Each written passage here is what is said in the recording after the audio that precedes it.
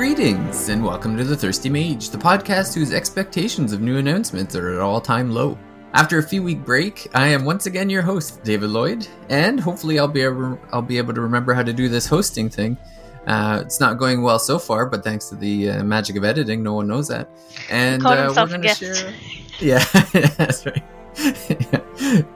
Well, that's it's been a few weeks where I have been the guest, so I get used to things, and it just becomes second nature. But I'm back at the hosting chair, and we're going to be sharing our impressions of the Sony State of Play that showcased on Thursday, June the 2nd. This is we're on Saturday now. We've had a couple days to digest it, and joining me is someone who dislikes pretty much maybe like the first half of the whole State of Play just because we refuse to play zombie games, and that's Paige Chamberlain. The showcase was this time a couple of days ago, and I refused. Couldn't be bothered to wake up at that time for it, so I watched it all afterwards. But yeah, it does well. First of all, it starts off with Resident Evil 4, which is not a series I'm personally interested in, but I know it's a game that people are willing to buy like 10 times over. So I think an actual remake version and not like a port with Wii controls or something will be more exciting to the fans.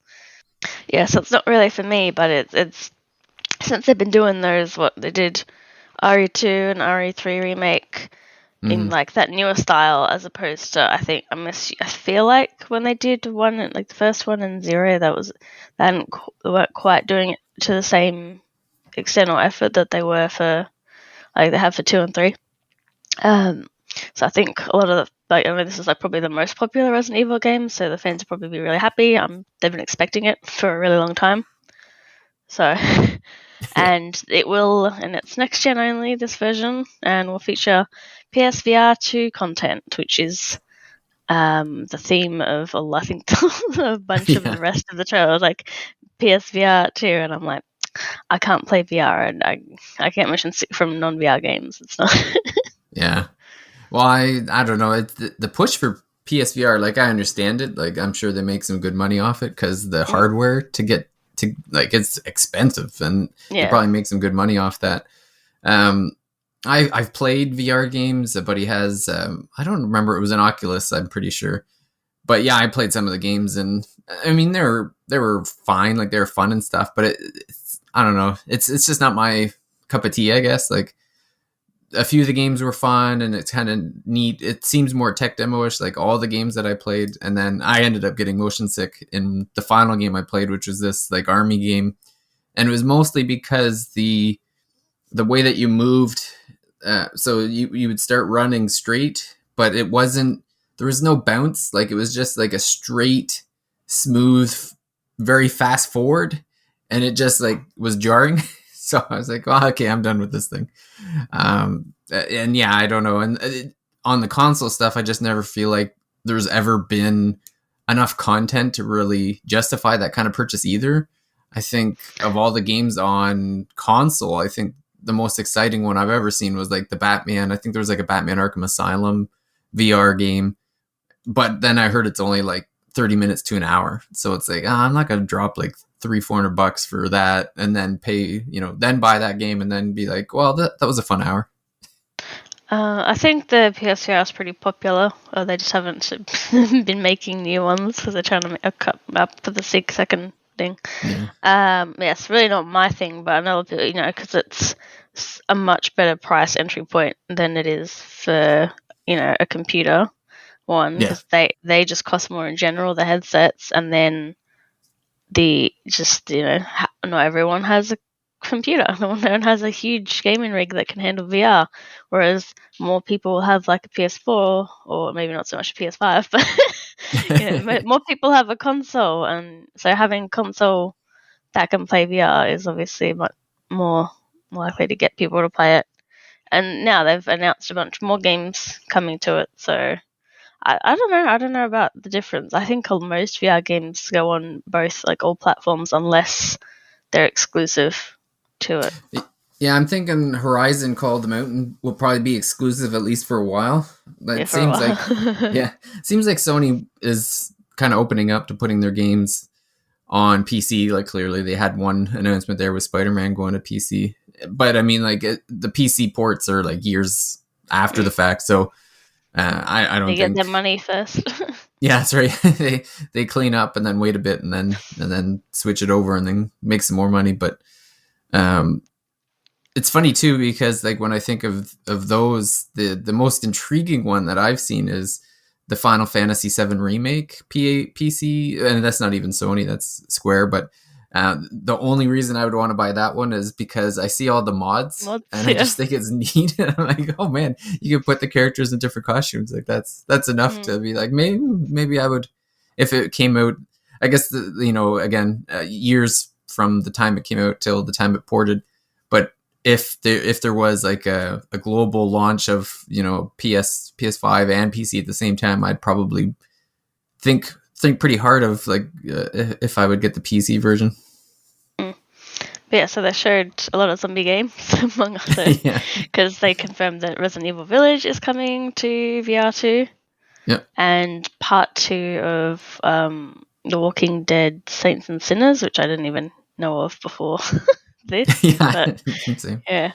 No All end Man's of 2022, early 2023, which probably means like early to mid 2023 for everything, I'd imagine. Yeah. No Man's Sky is coming to VR, so that will, yeah, I think that's a good game. That's a good game for VR, for the people Hmm. who like that kind of game, and just the space travel, being in a ship. That's kind of the ideal. That's the ideal kind of game, I think, for VR, like the space ones. Yeah. Well, I think And I can't remember. It might be in VR on PC now, it could be. potentially. I think. And then there was a Horizon VR game Hmm. that got announced.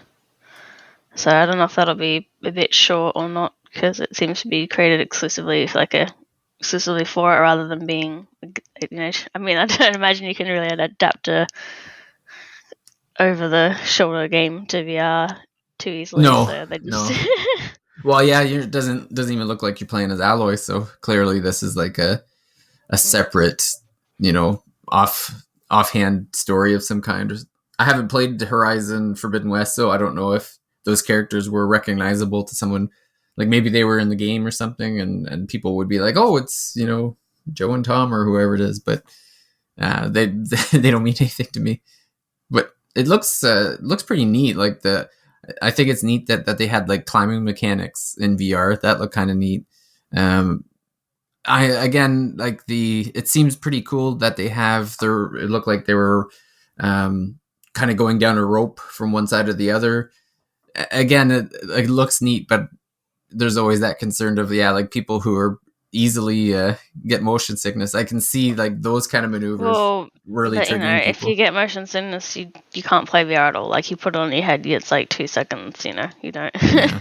You're not gonna, unless you just invested into it without trying it out ever. You're not really gonna have that issue of like, I know I can't play VR at all. It's not an option. Yeah. It's just other games that trick me, like ones that are third person. I'm like, how's this one making me feel sick? Yeah. Well, it's funny. Casey and I were talking about VR, and we both kind of lamented the death of Blockbuster because it would be neat to rent it for a weekend and kind of have fun with it. I don't But think they'd rent something like that out. yeah, probably not. Well, not during a pandemic either. Like I'm sure there's some problems there. But yeah, it's tough. Like I see. It's funny. I actually when I watched the trailer live. I guess I accidentally clicked on the IGN feed or whatever, so I caught like the very end of their kind of discussion, and they threw in like very quick pie in the sky things at the very end.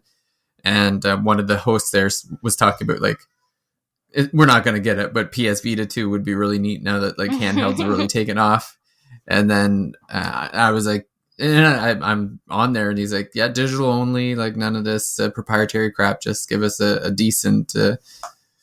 Handheld that can play Sony stuff. And I'm like, yeah, I hope so. And then PSVR, and I'm like, ah. No, the Vita 2 does exist. It's called the Switch.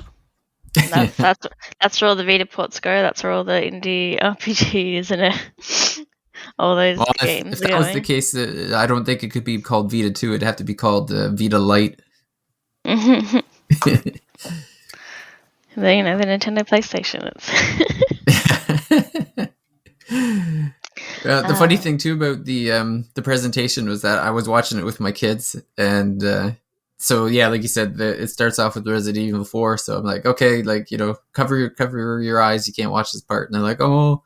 And then the next game comes up is like Resident Evil Village, and they're like, no, keep your eyes down, don't look. And they're like, oh. And then Walking Dead comes out, and I'm like, okay, you still can't watch the presentation yet. Eventually we'll get there. So, and then finally, like Horizon comes out, and then they can start watching again. Then they did some minor things like Forbidden West is getting an update, Spider-Man's coming to PC. Mm-hmm. And then moving on to like more variety, they showed Stray, which is a game, I don't know how long it's been announced, but I know people have been looking forward to it for a long time. It's like you play as a kitty cat in the future, and everybody appears to be robots, and you have a little guardian to help you communicate with the robots. And I'm not really like a fan of cats, but it does look pretty cute, so I'll probably wait more. It's releasing this year though. This one's one of the ones that's actually releasing soon. July 19th. July 19th, yeah. Yep. So I'll see maybe other people play it or reviews or something to whether I want it. They did say it's also coming to the higher tiers of the PlayStation Plus. Yeah, it's the PlayStation Plus Extra tier. So it's I think it's like the second tier up and higher. Yeah, so it's $15 a month. Well, I guess in the US it's $15 a month or $100 a year for that tier. So I don't know, and it's free for anyone in that tier. I'm kind of on the fence of whether I'm gonna upgrade. Like, I have PlayStation Plus now, so I don't know if it actually. I have to look into. I know there's like some kind of transition of like you get something if as an existing member now, so I don't know if where I come in as an existing member. But the one thing though that it might do is like I'm interested in playing Stray just because I'm curious about. It just seems like this kind of neat, different kind of gameplay mechanic. Like, it just kind of looks neat. It almost like puzzle-ish of like, okay, if you were a cat and you needed to go from like point A to point B, how would you get there, sort of thing. So I kind of like that aspect of it. Enough that I might be like, well, maybe I'll get the PlayStation Extra this month so that I get the game for free. Just to play the game. And then I'll have like, oh, okay, like now that I have it, I'll try the other things that are in it too to see if it's something I would consider keeping on going with. I'm waiting to like just when it starts and to see what the extra. I don't think I'm going to upgrade. I don't think the bonuses are necessarily worth it or what I have access to. And I mean, by the end of this year, I won't be having an income anymore. So I'm going to stick to the basic level. I don't feel like anything they announced, like they've kind of been drip feeding the catalog, like telling us what's coming to it, and nothing has really jumped out at me as something like, I'll pay to play that game. It's like there's still a lot of stuff. Like, I actually purchased a lot of things that are kind of like in the backlog that I would like to play on a PS5, and it would be nice if like they get, but I think they have to be added to the catalog before I can even play them. So I'm more like, well, I hope this game gets added to the catalog soon. Like, I don't want this to be like the Nintendo, like, well, here's one game this month, and you'll get another game 3 months from now. So I hope they fill it up a little faster than that. Like, you don't want more caveman games? No, some games never heard of. It'd be nice if it's like I don't know if they'll be as busy as Xbox and updating game, like the Game Pass style of how many games, but if it's somewhere in between the two, like that would be preferred. Like, it'd be nice if they were adding to it at a reasonable pace. Then they showed another scary game. Callisto Protocol. Yeah, I think that's the thing with a lot of like the PlayStation shows in general, is like often it's not my kind of game that I would play. And then this one, it was pretty much a cinematic trait. Like, you didn't really see very much gameplay. Like you saw bits that were probably gameplay, but not Yeah. really enough to know what, it's like, okay, you shoot, that's about it's a third person shooter, it's horror. Yeah, and And this it's coming was out this year, the December 2nd. end of the year, December 2nd. Yeah, Yeah, this was that is this Casey's. year. That is Technically, yeah, I guess so. technically. This was Casey's third favorite announcement from here. So I guess he's a big fan of Dead Space, and it's being developed by Striking Distance Studios, which is founded by Glenn Schofield, who co-created the Dead Space series. So clearly, definitely.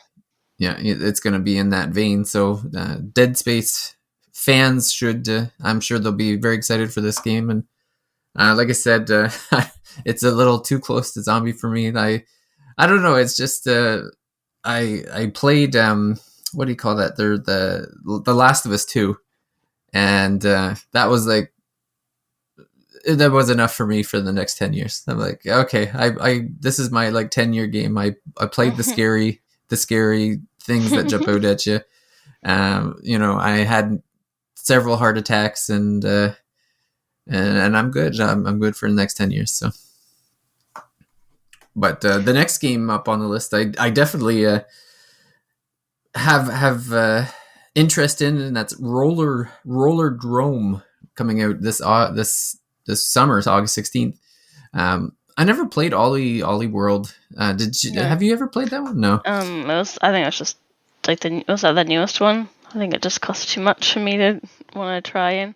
But yeah, this is like I noticed a that one. shooter game on roller skates, and you can, Yeah. they're in like big skate park and arenas, so you can do all the way up the side of the, I don't know what they're called, but there's wall bits, do a flip and then shoot.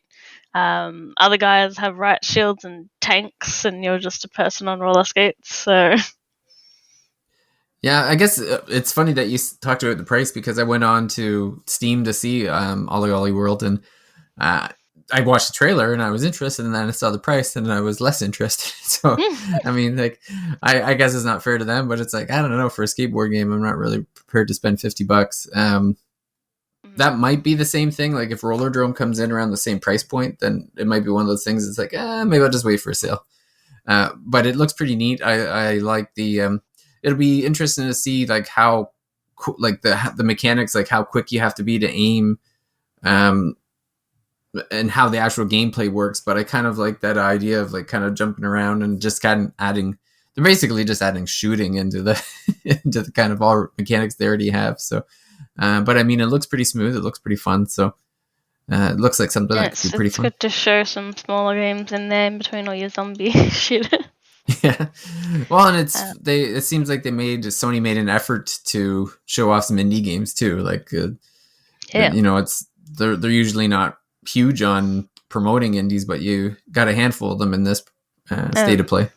And speaking of indies, we're now in the generation of indies that are 100% inspired by Persona, according to the creators themselves. So they showed off Eternights, which is an action game with dating sim elements, like the ability to hold hands with the R2 trigger. And the studio just flat out said this is action Persona, an action RPG based Persona 5. Like they're I can see. Yeah. I just paused a bit where it looked like what you get like a fancy art piece in the dating sim where it like stops, and then it's got a calendar and days until something countdown. Yeah, so it looks like it'll have the calendar system too. Well, it was funny. I was trying to get information on the studio, and I looked them up. I think they're called Studio Sai, and they've never made anything before. This is their first game. It wasn't even clear how many people are working on it, or even who's working on it. But whoever's at the helm, or at least running the Twitter account, I guess, made mention of that. So they played Persona 5, loved it, played Persona 4, loved it, played Persona 3, loved it, and to the point where it's like, okay, they actually quit their job because they wanted to make a Persona game, and they wanted to go with that, like make it action to kind of do that, to put some variation into it or whatever. But yeah, just looking at it, like they it'll be on Steam and PS5 or PS4 as well, I'm sure. And so it's going to be on both. Yeah, and like you said, it's the dating sim with action elements. It was funny. It kind of started off with like the arm cut off and the blood splattering everywhere. So I'm like, oh man, this is looking a little gory. But then it kind of calmed down after that. But basically, like a dating sim in a post-apocalyptic kind of Japanese kind of civilization or something. It seems. Yeah. So for me, it'll depend, I guess, on the price, because I've played, say, another game where they clearly took some Persona elements, but it was like an indie action game, which was the first Dusk Diver. I haven't played the second one out because that's on PC at least now, where they kind of fell flat on the social sim elements, like because they just sort of shoved it in the last minute, so you didn't really get the development. But even looking here, there's a bit where in Eternites the guy's on a motorcycle in a tunnel, and it's like, yeah, this looks like they were trying to make Mementos as well. Yeah. Well, I even think but of the like action looks okay. I mean, it's all flashy power-ups and stuff, so you'll just have to see whether it's actually fun to play, but it's got a bit of quick time in it too, so we'll see. Yeah, it'll be interesting to see, like with NIS America had done a few games kind of Persona-ish, like you had Monarch just come out recently, which was kind of like the I don't know, Fire Emblem meets Persona, and then they have like Caligula Effect, which is very Persona-ish. The second one just came out, and then the first one came out a couple of years ago, I guess. And I even feel like there's another one that I'm forgetting that had very. Oh no, there was they had like an SMT version style one. That's the one I'm thinking of. Can't think of it. It has a very generic name, but they have a few of those like Atlas inspired games. So yeah, like it just shows you how much of a impact Persona 5 has had on the video game industry, that there's so many games. The Trauma Center inspired games. Oh yeah. Oh man. Yeah. Well, we need some more Phoenix Wright style games. I'm getting near the end of the trilogy, and I need more of those. You should play Aviary Attorney. It's very much just a Phoenix Wright game, but with birds. Yeah.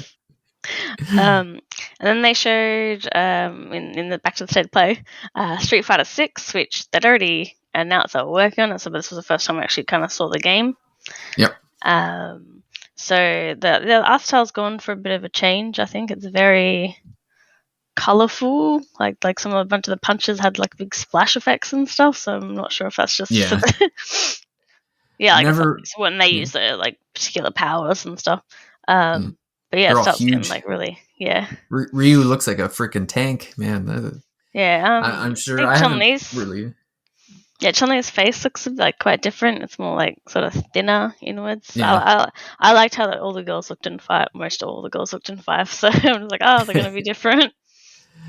Is the I haven't really like I'm from the Street Fighter 2 era, like on a SNES, so I haven't really been following since then. But like it looked like this was an open world. Is that something that's new to the? Yeah, because there was a bit. Yeah. So it looks like there'll be some single player content, which I think I remember when Street Fighter V launched. I think it took quite a while before people were okay with the game because it was pretty like bare bones and lacking. But this one looks like they're going it looks like they've got like some kind of single player campaign where you walk around a world to like start fights. So that'll be interesting. It's just something different.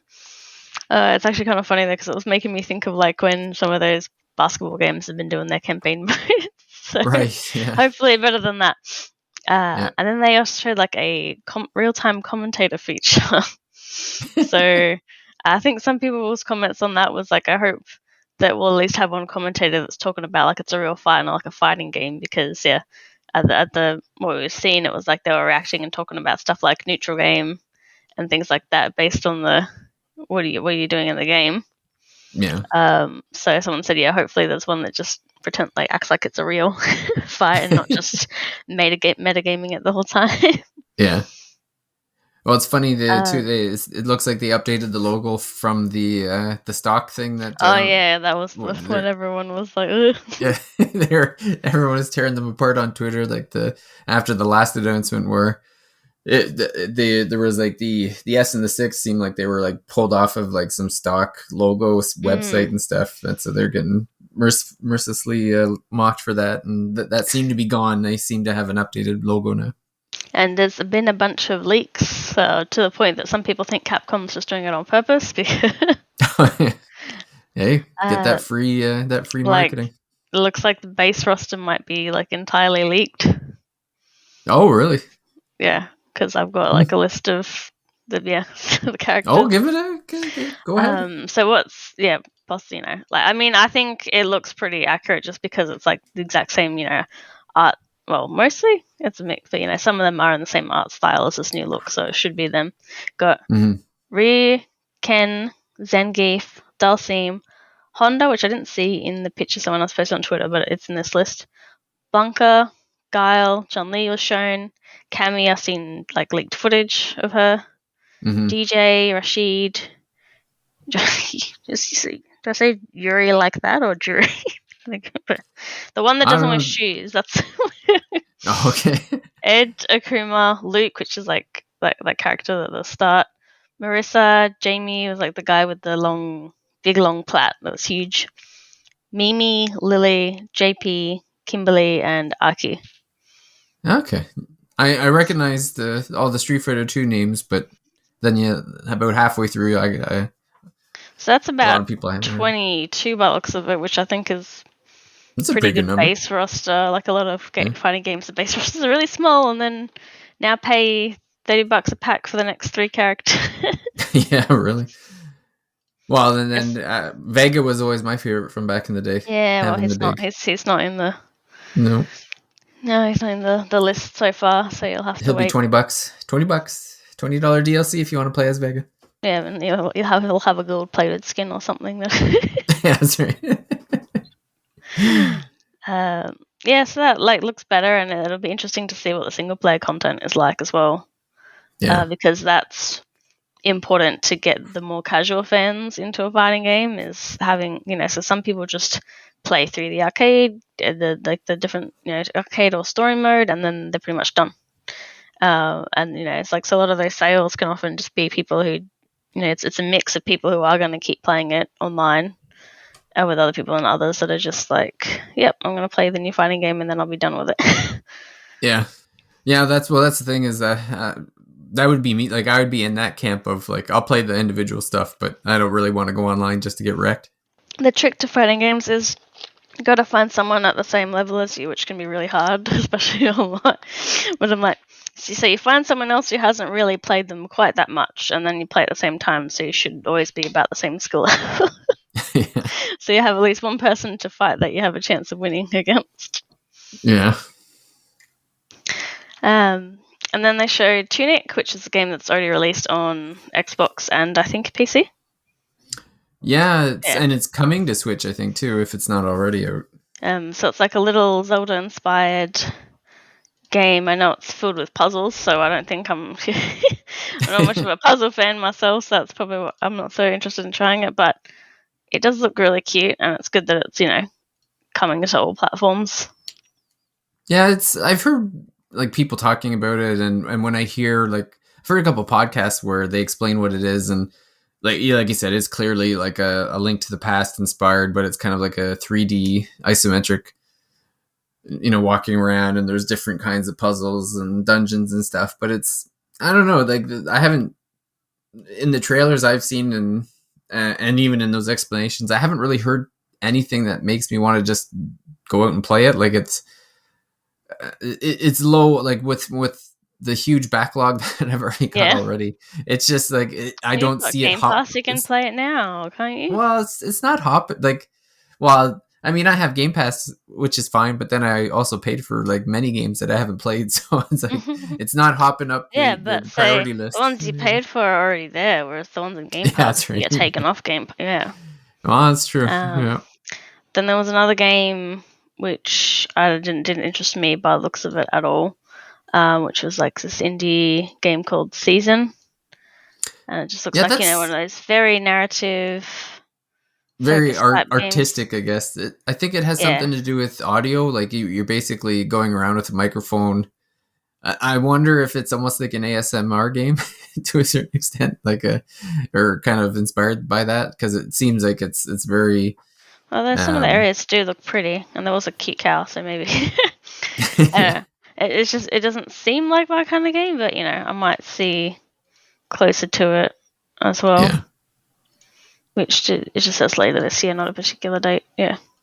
yeah. But normally the ones that are pretty much narrative focused and not much else, I'm really like, I could play a visual novel, or if I want just story. I'm the same Or way. walk Like around on my bike. I'd probably. Well, it depends. There is that. I'm trying to remember there was that one indie game that was very artistic. It had the girl. That one indie game that was that one indie game. I know. I feel like it was a couple years ago. It was is visually one. It was one where there was like a girl going through like different environments, and it was all. Yes, yeah, that's the one I'm thinking of. That was fun, but yeah, I don't know. It was one of those ones where it's like I think I enjoyed it or played it then and enjoyed it then because there wasn't a whole lot of coming out around the same time. But when there's like some big RPGs, it's one of those things where it's like, well, if it's not catching like between something, then I'll probably just end up not remembering it's there and then forgetting about it later.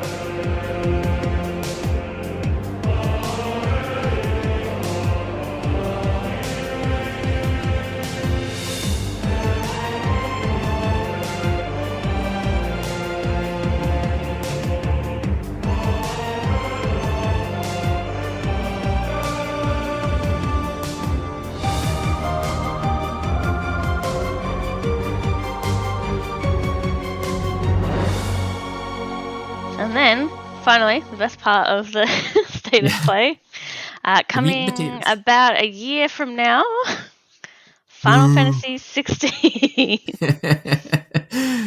Yeah, this is the moneymaker. I think this is the one that got me out of my seat for sure.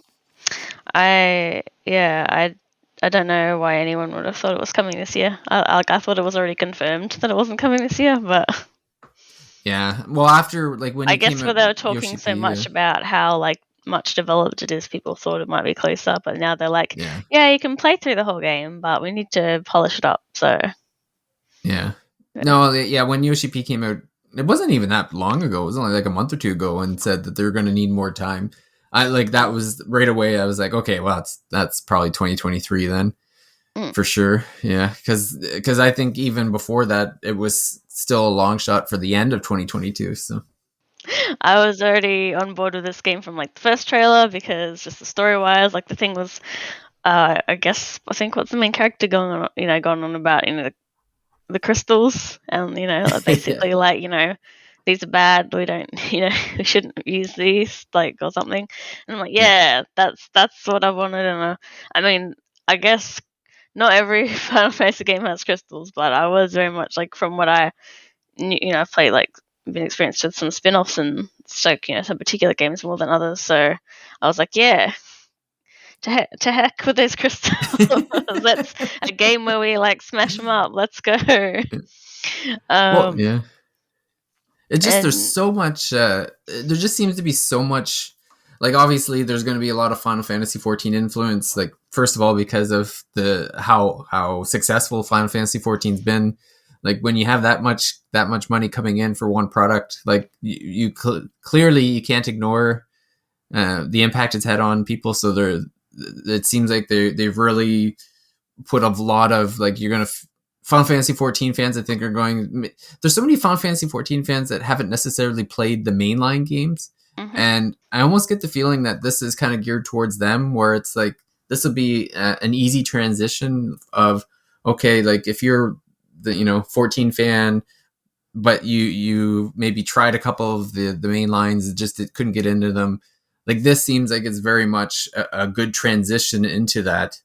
Especially when you look at, like, it's obvious with like who's working on the game, like Yoshi P, being the producer. You got like the creative director, and the person that made the screenplay is from Final Fantasy 14, and localization director is Final Fantasy 14, art director is Final Fantasy 14, character designer, the composer, like they're all from Final Fantasy 14. Like really, the only like outside influence they have is the combat director came from Ryota Suzuki, is big Capcom person, Devil May Cry 5, Dragon's Dogma. So they you're not gonna have like The that action Final Fantasy gameplay is going to be 14 like good. yeah, it's gonna be action. Yeah. And yeah. And I know, like the calling in this one, they're calling them icons, and like all those type of characters have been in a lot of Final Fantasy games as summons and things like that. But Mhm. they're also very prominent in the story of Final Fantasy 14 as primals. So I think having them in there is also a big draw because you're like, that one, like it's that one and that one. Yeah. So Well, as someone who started in the main line and then went to Final Fantasy 14, it was intriguing to see that, because in the mainline games, these characters have always, for the most part, been like helping the heroes. yeah, They've been helpful, not. But then when you go to Final Fantasy 14, they were like the villains. So it was yeah. interesting to see that kind of like, oh, they're bad guys over here. That's interesting. And then in this game, it seems like they're continuing that, where it's like, Well, in this, it it looks seems like like there's mostly villains. people that turn into them.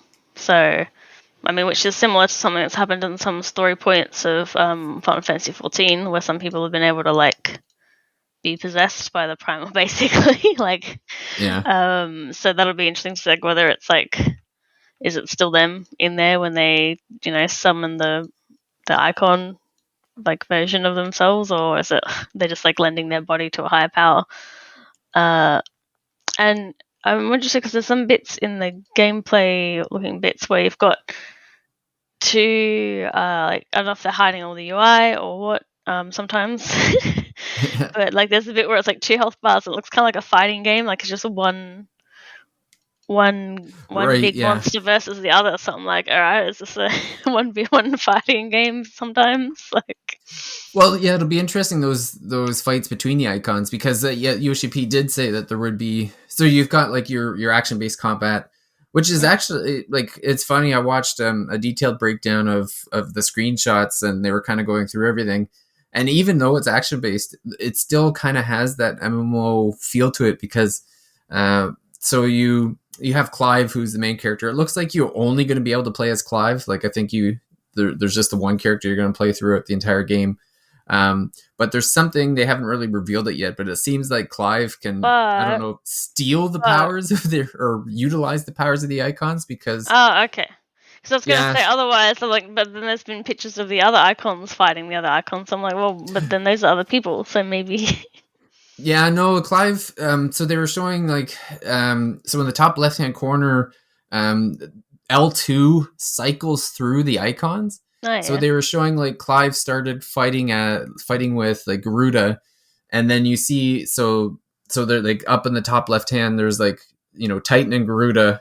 He could flip between, and then on the bottom it shows the attacks that can be done, and then some of them have like a short little like what do you call it, like the where it has to charge, I guess, sort of like that, like the Final Fantasy 14, where like you use a move and then you got to wait for it to recharge. Like it has moves like that in the bottom right, kind of like in the X on the face buttons.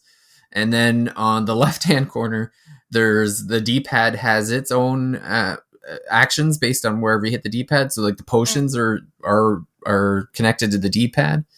And then yeah, so it wasn't very clear, how Clive was utilizing this, because it doesn't seem like the way the story goes is that each icon is has a dominant, which is like one person. So the icon lives within the dominant. So they showed some of those characters. So Clive is the one that's a little Phoenix. iffy. Like it looks like he has Ifrit inside him as an icon, but I thought it we're just not said sure how it works with the rest. no, it's And then, Phoenix. They were saying, wasn't it? well, Clive Phoenix is in Clive's little brother. So the Ah, yeah, so the way the story works is I guess for anyone who hasn't who hasn't looked into or doesn't know too much about it. So the way there's this, so the whole world, there's like this big world, and there's six countries or territories or whatever you want to call it, like six kingdoms, or and each of them are kind of work differently. Like you have like your churchy based one, and then you got a monarchy, and then there's like a statehood one or whatever, and each of them, some of them, not all have icons protecting them, but some do. But they all do have crystals and the crystals are the source of magic in the world. So you have some of the, some of the people look differently at the crystals. Like some people think it's great because they can do magic, and then other people think it's just like causing war all the time. So then each person has so the dominance. So the way it works is that like Phoenix is the icon of fire, and there's one kingdom where Clive is like the ruler's son, or the ruler's oldest son, and they always thought that Phoenix would pick Clive as the dominant, so that Phoenix would live within Clive. But they ended up picking, I think it was Joshua, I think is the name of the younger brother. For whatever reason, Phoenix chooses the younger brother, who's not even really a warrior, and so this Joshua, I think it is, becomes the dominant for Phoenix. And so Clive, I think Clive is like upset potentially that they weren't chosen. And there's some other characters, like there's this soldier from another domain or whatever. Just a normal run-of-the-mill soldier. Nobody thought much of him, but Titan ended up choosing this guy as his dominant. So now this guy is like running the country that he was in, because like he has this power, like the dominant, the icon. And then like Garuda has a woman in another region, and it seems like the story is that Ifrit is kind of an unknown icon. It seems like more of a myth. Like nobody, like there seems like there's a lot of known ones. Like Garuda's a known one, Titan, Phoenix, but Ifrit is kind of a surprise, it seems, to people. And I know in the first trailer there was like a line that was said that was like, "Oh, there's two icons of fire," and so nobody knew that Ifrit existed, I guess. And I think Ifrit chooses Clive as their dominant, and then I think Ifrit has some kind of way of taking other powers or something. well, But we'll know more when it actually. yeah, when we see Yeah. more, and then but yeah, Yoshi P had said that the icons will fight each other, so it'll be Yeah, well, we interesting to can see see. that. Like, We can see yeah, that in the trailer. yeah.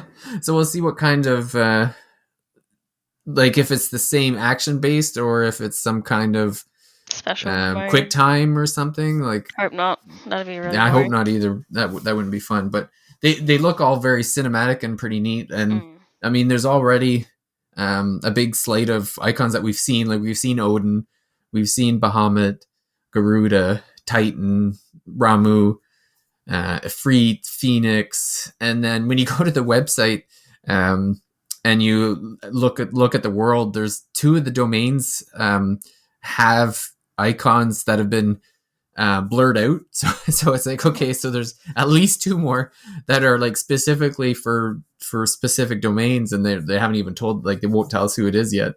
And then I'm sure there'll be plenty more on top of that. Like I'm sure Alexander will be one, and we've seen Shiva as well. I'm curious if we'll see like I never remember how to pronounce the name properly. Quetzalcoatl or Quetzalcoatl. I never remember the pronunciation of that. Don't know. I saw apparently some people complaining about the UI, and I was like, oh, it looked really minimalistic to me. And then I went back to the footage where it's just on the people level fighting, and all the numbers start popping up, and I'm like, yeah, I don't I don't like all those like numbers and like I don't need that. The character's got a health bar, that's good enough. Yeah. I don't need like to see exactly how much damage I'm dealing at the second right now. Like there's a whole, one Well, or the even the other. multipliers were popping up. Like you could see like Yeah, 1.25 and stuff. Yeah. I'm curious. Like you would think that they would probably give you an option to turn that off. Like that hopefully. would be my hope anyway. Yeah, Yeah. that bit But is then there's annoying. yeah. Well, it's funny. There is a notice that one of the characters, like you can stagger opponents, so that's kind of that was a Final Fantasy 13 thing, and there was another game that staggering was just recently played something where you could stagger opponents too. But yeah, it'll be interesting to see. Like the combat system looks neat enough. I guess the So, other big thing about this game too is that it's clearly a mature. Like they're not too worried about keeping like it PG-13. It looks like it's going to be clearly a mature game. it's just a bit of tomato sauce on that kid's face. It's fine. Yeah, that's right. So, There was a very very quick flash of a couple naked people hanging out in bed yeah, too. So yeah. yeah. Ooh. Um, so long time Final Fantasy fan. What do you think about this game? I think it looks great. I'm sure people will be happy that it's kind of going back to the more medieval style, but I've never been against the more like futuristic mix match of like when you think of like Final Fantasy 8, Final Fantasy 7, Final Fantasy 12, 13, they all have this kind of like where it's kind of medievalish times thing where they fight with swords and they their outfits look kind of like very primitive or whatever, but then like you'll be riding around in spaceships and stuff. Like I've always enjoyed that. So but this one looks like they're going to be more much more focused on just keeping it very very like I don't know, very medieval or very Lord of the Rings-ish, I guess, in the sense of like keeping it back in that there. I don't think there'll be spaceships coming in, to pick people up or anything. Especially if the thing that jumps out to me the most though it really seems like they started on a basis of okay, how can we take Final Fantasy 14 and make this into a single player game? That's kind of that's what sticks out to me the most is that I see a lot of comparison to that. Like the story seems to be kind of going the same way. Like they have like the guy with the Empire, like the Empire is always the evil, whatever. Yeah. You have the guy like, oh, if people die, we'll breed more. If people's heads get, it's like okay, like that. This makes sense. It's very much similar to the other ones, but yeah, I don't know. It's I like where it's going. Like there's nothing. It's definitely there for day one. I don't know if there's like they'd have to really screw up for me not to want to pick up a Final Fantasy mainline game. But I think I think it's going to bring people back. Like anyone who waited 10 years for Final Fantasy 15 and then was disappointed. I think it seems like just first looks that this is kind of what people want.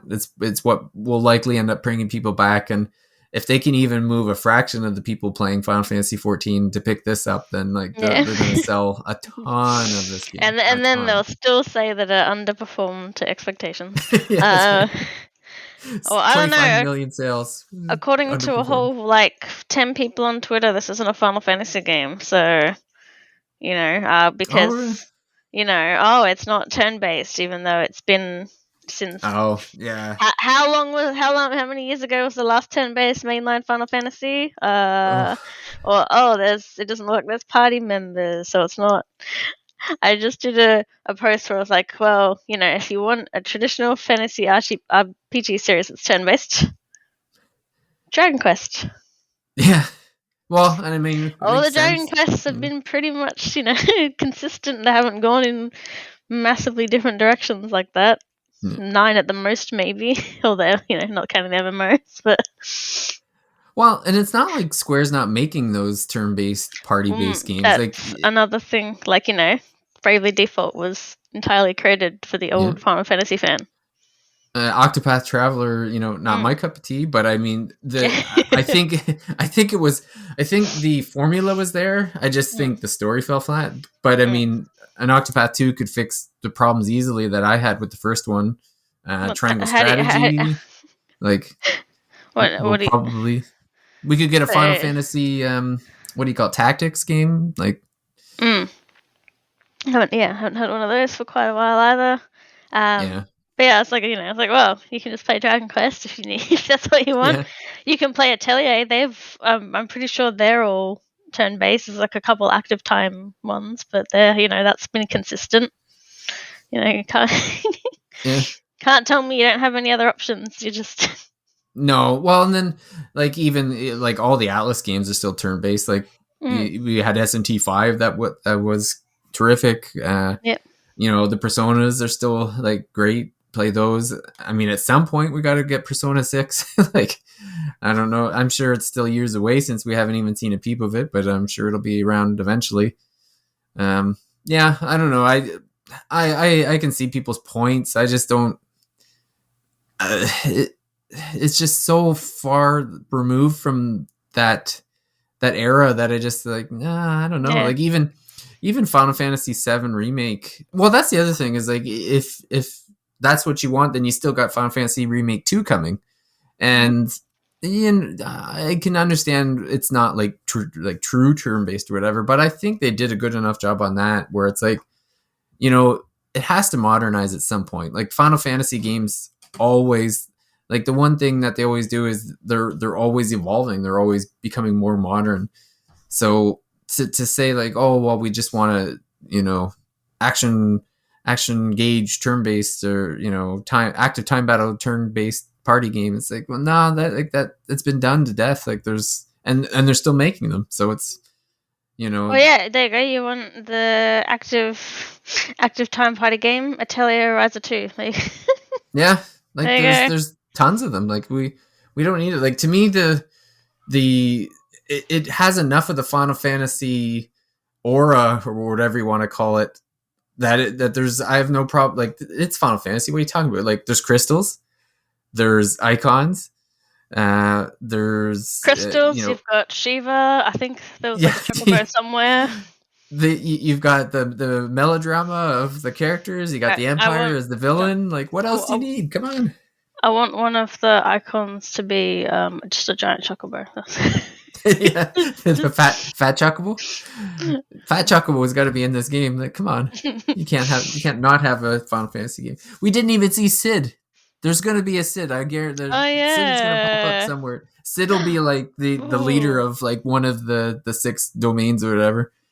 It'll be fun. It'll be fun if it's like just the first random guy that gets killed or something. And that's the Sid. That's the Sid of the. Like, there we go. We put Sid in there. You're welcome. Yeah. That or they're one of the icon holders. Yeah. And then I'm sure there'll be airships at some point, like some kind of that'll be like one of the premise of near the end, where it's like you have to find Sid so that you can use an airship to get to some, location to pick up Bahamut or something, or Alexander or something. Like it'll be, I don't know. Like there's so much there that's Final Fantasy. Like I don't know. Like I'm a very traditionalist too. I still enjoy the turn-based games, but I don't know. I don't, like you said, if you're here for the traditional turn-based, Dragon Quest XI was terrific for that. Like, why did they don't need another one like that? Like the Final Fantasy is it's the future. It's, they're looking ahead, not behind. Dragon Quest is where you want to be if you're want to keep playing the same game. Although, they did say that there's going to be some changes in Dragon Quest XII, so now everyone's a bit worried. We're like, oh no! Yeah. Oh, what are they going to do? Yeah. Well, you just have to play a Square game made by the fine folks at Team Asano then. Because Team Asano's producing some terrific traditional feeling RPGs, so I'd rather just... Oh, they're the Triangle Strategy and Octopath Traveler. Yeah, just let them keep doing what they're doing, man. They know what they're doing. They're making good games. Well, maybe with the second time around, maybe. Yeah. Yeah, we'll see. Well, what's funny is that they worked on Bravely Default 2, I'm pretty sure, but it seems like they almost want to just keep making like new games. Like you would think that they would have just went back to Octopath 2 before going on with Triangle Strategy. So it's kind of neat that they're testing the waters on different things. I think that's kind of neat. And I think maybe the people that are like, I want the term. I'm like, okay, did you play the Saga games? Because they've been porting so many Saga games. Yeah. Yeah. Plenty of those if you want your classic experience, but something different. Yeah, exactly. There's options. Yeah, well, like even the and then, like you said, there's new games. There's new games that they can play. Oh, there's new games. They made there's also like stuff like they're porting like the Romancing Saga games. Yep. So you've got the traditional and pixel art, like of the same sort of era games, and you've got new ones like. Well, pick up the Final Fantasy pixel remasters. Like those are. Yeah. They've made those terrific. Like. And I, people still complain that it's not on consoles, and I'm still sticking to my guns that it'll be a long time before we ever see them on a console, if we ever do. But it doesn't take much of a computer to run those games. Like, it's next to nothing. Like, it doesn't, they'll run on anything. If you got Windows, I'm sure you can run these games. Like, and they're terrific. I've been through the first 3, which are all the NES ones, and they've made them so much better than the originals. Like they look better, they sound better, they're better balanced. Like you could play them in like 10 hours. Like they're terrific. So if you want the old style games, just play the old style game. Play the old games. They look great now. Play their games, play other old games, play new games, that's what plenty of Switch releases last year, turn-based games. Yeah. So, I don't know if this is necessarily Sony's E3 necessarily. Well, so far, because let me go to the page that had the list of things that are so far announced. It's in June that they did give up on E3 before it got cancelled, like a couple the other year. Yeah. I think it probably is their equivalent. I don't think. They had Final Fantasy 16. They had Resident Evil 4, and some other stuff that they basically had their 2 heavy hitters. Mm-hmm. Maybe they could potentially have something else to show if they do. But that might get it. That if they do, that might get its own thing. But if they haven't, I feel like they would have shown it at this. But the only other alternative would be that they want it to have its full attention or something. Yeah. Well, and that to me, that would be God of War. Like, if God of War Ragnarok is a 2022 game, then that's the only other thing I can see them making a big deal of. And to me, if it is a 2022 game, then it will get its own like 20-30 minute presentation. Like, so that's probably the only other thing we'll see from Sony. We've got the other E3 type stuff we've got coming up is some of the Games Fest.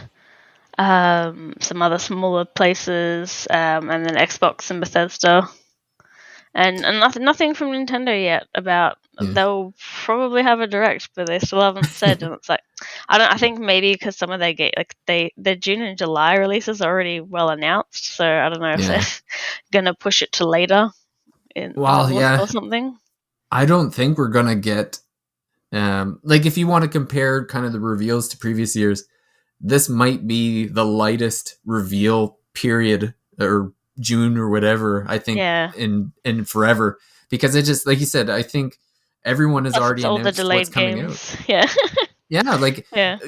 And the things they announced, they had to delay. Like, when you think of Nintendo, like, what are they going to show? Well, they're probably going to show Breath of the Wild 2. And if they even do, and that got pushed back to next year anyway. And they're not going to show anything after that. And we already know everything that comes before that. So, did they confirm that Breath of the Wild is next year? Well, it might not even. That's the thing. It might not even be 2023. They just basically said it's not going to be 2022 because they got to keep working on it. So we Okay, already know like I all didn't this. see that. So what Zelda Yeah. game is coming out this year then? There's supposed to be one every year. This might be the first year there isn't one, unless there's like some Not kind the, of remake or port kind of like in their back pocket or yeah, something, they, like they a gotta pull Twilight some. Princess They gotta port or pull something. something out real quick. That Yeah, it Link was to it the was. Past I'm sorry, I thought it was a port or Mario something. and a Zelda every year. Yeah. Well, it's gonna be a lot of You got Pokemon. You got Xenoblade. Like we already know Yeah, about those. We've most seen lots yeah. of those. That's yeah. Again, most of Nintendo ones have been announced. They're big ones. It's only like whether or not Zelda's happening this year or like whatever their Yeah. holiday title is, aside from Pokemon, which Pokemon does their own showcases. Yeah. I don't think Xbox has got much to talk about because all their games got pushed back. Like Starfield is a 2023 game now, and Yeah, or 20 late 20.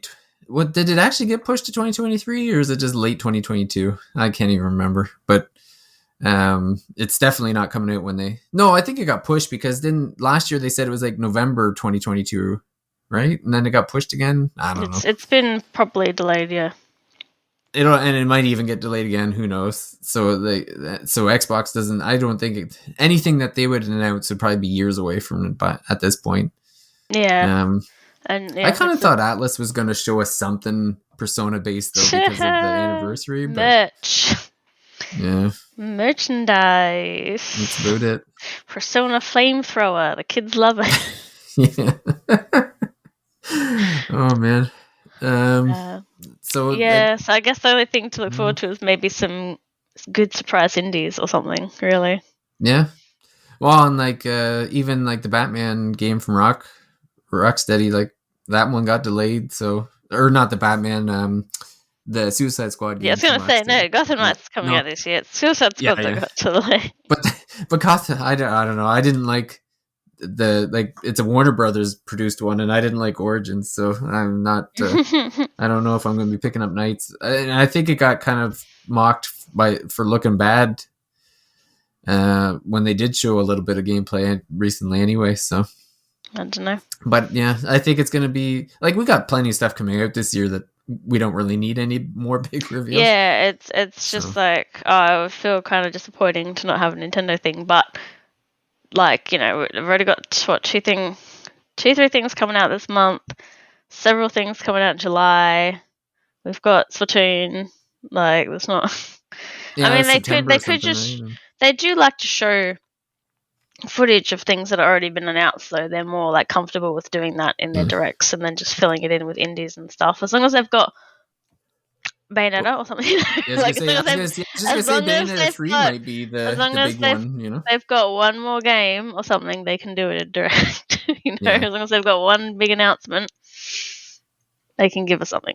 Besides, supposedly there's going to be a demo for like from Warriors. So it's like, are they going to do a direct before they drop the demo? Or are they going to, or is that yeah, just going to randomly drop? yeah. Will be interesting to see. But yeah, Bayonetta. I was just thinking, Yeah, popped in my head. It's like Bayonetta 3 is probably the big thing because not weird. that might be the holiday game that Nintendo's gonna push. Or they're Besides like, Pokemon, anyway. surprise, Metroid Prime 4 is ready already. Here you go. Yeah, I don't know about that. It might be. Please understand. Metroid Prime 4 is still 4 years away. Metroid Prime 4 cancelled. Yeah, that's right. Or we've handed it off to a third company now. Retro's not producing, so. Or maybe they're just gonna give up waiting for it and drop the Prime trilogy on Switch and be like, we were holding this for the Prime 4 until Prime 4 was ready, but clearly it's not gonna be ready for a long time, so we're done sitting on the trilogy. Here you go. Yeah. That's my question for anyone is what Zelda game are we getting this year if not Breath of the Wild? What are they pulling out of nowhere? That hasn't been announced already. What is Well, it going to be another indie collab like another Cadence yeah. Spiral or something like that? Well, it's a 2D like the last thing to come out was the 3D. What do you call it? The Skyward Sword. Yes. So technically, it's a 2D game's turn. Like, do they port Minish Cap or puzzle. remake. Yeah, or even Oracle I game. wondered about One of the handheld ones that what's haven't, the really been. 3DS? The 3DS one, the Link to the Past remake with where you go into the paintings and stuff. Where I'm blanking on the name. Like I don't have much of a counter. I can't remember what it Doesn't was it have called a now. very similar name? Probably it's like an open world Link to the Past, but then there's Right. like Uh, some. no, Then you sequel. can If like I write go. sequel, that'll come up. No. 3DS Zelda games. There we go. Let me just Link Between Worlds. There we go. That's what it's Yeah, called. that's it. Link Yeah. Between Worlds. So Yeah. maybe they find a way to put that on Switch or something, and that'll be your Zelda game this year. Or It was a good game. I enjoyed it. a new Triforce Heroes, a new Four Swords, something like that. That'd be good. Yeah. Give me multiplayer Zelda. If you're not going to keep me Breath of the Wild. Yeah, there you go. Not that the Nintendo servers need any more online games to bog down, but yeah. cool. Was there any final thoughts that you have on this Sony State of Play? Do you have any general feeling of the State of Play itself? Or I mean, I generally don't watch them because they often don't have what I want, but they did have Final Fantasy 16, so I'm looking forward to that. Street Fighter 6 looks interesting. But yeah, those are the main two for me out of that. Well, I guess I'll just get into Casey's before we finish up. So Casey, his top three were Callisto Protocol was his number 3 because he's a big Dead Space fan. Final Fantasy 16 was his second place one, surprisingly enough. But he thinks it looks amazing and trusts in Yoshi P to give a good product. But his biggest, his most exciting one was Resident Evil 4. So he loves the horror vibes. He said the original can be a little cheeseball at times, but this one seems to be a little bit more horror based. They mentioned that things could be a little bit different, and he's excited with where they're going with the new remake. So he was pretty excited with this one. For me, like I'm kind of with you. Like the state of plays, I think up until this point have all been pretty underwhelming. So when going into it, I was like, okay, like these usually stink, so it's not going to take much to kind of turn the tide of some stinky state of play. So just having Final Fantasy 16 in there, I guess the Final Fantasy 16 reveal was a little less than I thought it would be. Like I thought it might have been longer than like a 3-minute trailer or whatever. Well, it's still a year till it comes out, so. Yeah, I guess that's the thing is like it's a year away, so they're not going to give away much. But yeah, just based on the reveals, the number of reveals, like having a bunch of Capcom heavy hitters in there was pretty interesting. Eternite. Oh man, I keep butchering that name. Eternites look pretty interesting to me, and so with Final Fantasy 16. So I mean, when you have such low expectations and they show a few games that you're interested in, I came out feeling positive with it. But my kind of general feeling of that and kind of everything is that we're probably not going to get a whole lot of information or a whole lot of new games going to be announced. So even to see a few things worth playing is pretty neat. But I guess that'll probably take us to the end of this episode. We kind of got it in under the wire. It's going to be, recording on a Saturday is going to be issued on a Sunday. So, well, I think we're supposed to do, E3 predictions, but it's already started. Yeah, those might be too sad, I think, too, because it could be one of those ones where you have your predictions and then maybe like a couple come true or whatever, just because there's expectations we talked about it a little bit at the end here. What else is there to show? Bayonetta. Yeah, come on. Yeah, exactly. We still have a Judgment episode coming. The universe has been really doing its best to push that down the line. I know a couple weeks ago we had a mini hurricane here where I live and missed power. My house didn't have power for about a week, so I wasn't able to be on. So you and Jordan had a great episode on visual novels. So we were going to do Judgment that week, but got pushed back. And then we are going to do it this week, but then Jordan got sick. So So you hopefully didn't we're going to record have this it. week. I was wondering because Yeah. I didn't see any chat. Like, normally have the I was like, oh, did you guys not even record Yeah, it? no. Yeah. Like, well, it's funny because like the morning of, we were actually talking, kind of excited about it because with the week delay, I actually got a lot further in the game.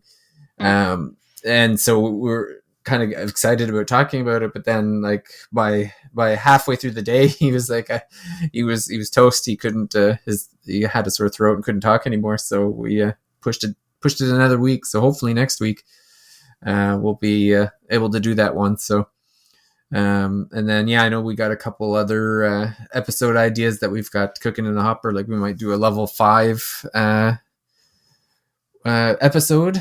I know some people around, like I think you've been playing a level 5 game, and Casey has been playing one, and Well, I've we've talked about it a few played them times. in the past, so I can just pick one. I don't need to Yeah, play yeah, I anyway. guess.